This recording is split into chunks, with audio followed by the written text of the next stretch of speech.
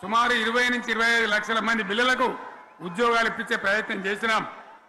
40 కోట్లు మాత్రం ఉన్న ఐటీ ఎగుమతులు 2.5 లక్షల కోట్లకు పెంచగలిగినాం. ఐటీ రంగంలో 7 లక్షల మందికి ఉద్యోగాలు కొత్తగా వచ్చినాయి. 1000కి పైగా గురుకులాలు పెట్టినాం. పేద ఇళ్ళ విద్యార్థులకు ఉత్తమమైనటువంటి చదువును అందించినాం. తెలంగాణలో 3 మెడికల్ కాలేజీలు ఉంటే దాన్ని 33 మెడికల్ కాలేజీలు తీసుకొని పోయినాం. ఈ విధంగా అది ఒకటి మాత్రమే కాదు, బీఆర్ఎస్ టైంలో మత కల్లోలం లేదు, కర్ఫ్యూ లేదు, కల్లోలం లేదు, శాంతి భద్రతలన్నీ కూడా బ్రహ్మాండంగా కాపాడి ప్రతి ఒక్కరిని కూడా కాపాడే బాధ్యత తీసుకొని కడుపులో పెట్టుకొని చూసుకున్నాం.